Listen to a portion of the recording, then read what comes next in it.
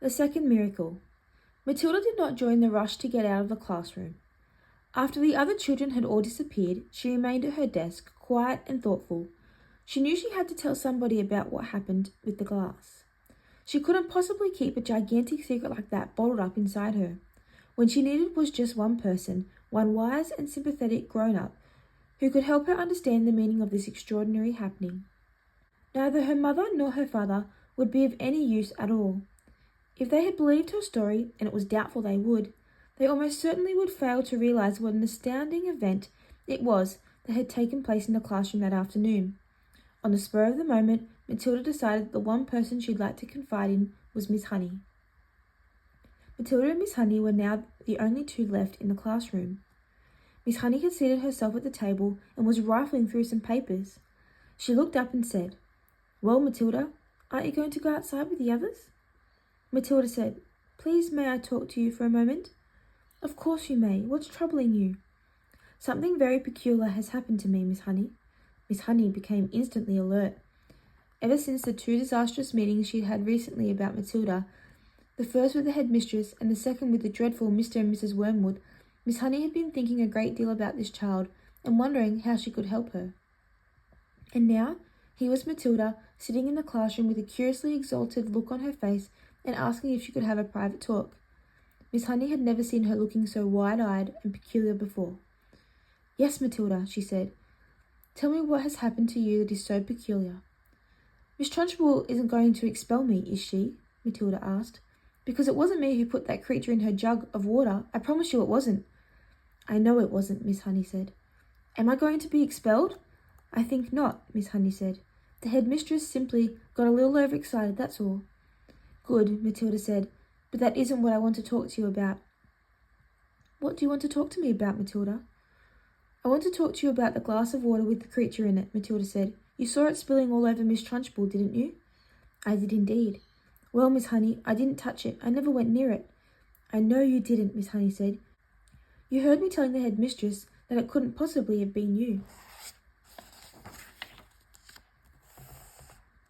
But it was me, Miss Honey," Matilda said. "That's exactly what I want to talk to you about." Miss Honey paused and looked carefully at the child. "I don't think I quite follow you," she said. "I got so angry at being accused of something I hadn't done that I made it happen."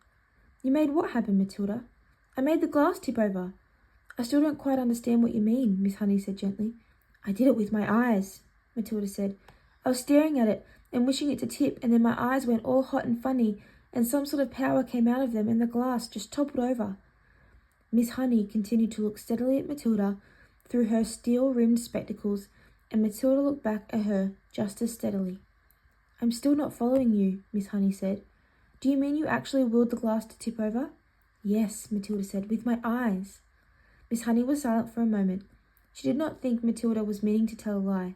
It was more likely that she was simply allowing her vivid imagination to run away with her. "You mean you were sitting where you are now, and you told the glass to topple over and it did?" "Something like that, Miss Honey, yes." "If you did that, then it's just about the greatest miracle a person has ever performed since the time of Jesus." "I didn't, Miss Honey." "It is extraordinary," thought Miss Honey, "how often small children have flights of fancy like this." She decided to put an end to it as gently as possible. "Could you do it again?" she asked, not unkindly.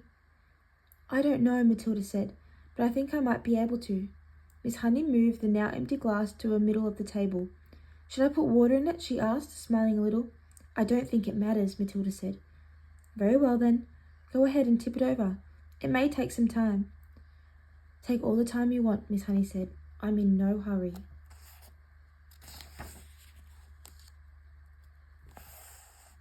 Matilda, sitting in the second row, about 10 feet away from Miss Honey, put her elbows on the desk and cupped her face in her hands, and this time she gave the order right at the beginning. "Tip, glass, tip," she ordered, but her lips didn't move and she made no sound. She simply shouted the words inside her head, and now she concentrated the whole of her mind and her brain and her will up into her eyes, and once again, but much more quickly than before, she felt the electricity gathering, and the power was beginning to surge, and the hotness was coming into the eyeballs, and then the millions of tiny invisible arms with hands on them were shooting out towards the glass, and without making any sound at all, she kept on shouting inside her head for the glass to go over. She saw it wobble, Then it tilted, and then it toppled right over and fell with a tinkle onto the tabletop, not 12 inches from Miss Honey's folded arms. Miss Honey's mouth dropped open, and her eyes stretched so wide you could see the whites all around. She didn't say a word. She couldn't. The shock of seeing the miracle performed had struck her dumb. She gaped at the glass, leaning well away from it, as though it might be a dangerous thing. Then slowly she lifted her head and looked at Matilda. She saw the child, white in the face, as white as paper, trembling all over, the eyes glazed, staring straight ahead and seeing nothing. The whole face was transfigured, the eyes were round and bright, and she was sitting there speechless, quite beautiful in a blaze of silence. Miss Honey waited, trembling a little herself, and watching the child as she slowly stirred herself back into consciousness, and then suddenly, click, went her face into a look of almost seraphic calm. "I'm all right," she said and smiled. "I'm quite all right, Miss Honey, so don't be alarmed." "You seem so far away," Miss Honey whispered, awestruck. "Oh, I was flying past the stars on silver wings," Matilda said. "It was so wonderful." Miss Honey was still gazing at the child in absolute wonderment, as though they were the creation, the beginning of the world, the first morning. "It went much quicker this time," Matilda said quietly. "It's not possible," Miss Honey was gasping. "I don't believe it. I simply don't believe it." She closed her eyes and kept them closed for a while, and when she opened them again, it seemed as though she had gathered herself together. "Would you like to come back and have tea at my cottage?" she asked. "Oh, I'd love to," Matilda said. "Good. Gather up your things, and I'll meet you outside in a couple of minutes. You won't tell anyone about this thing I did, will you, Miss Honey?" "I wouldn't dream of it," Miss Honey said.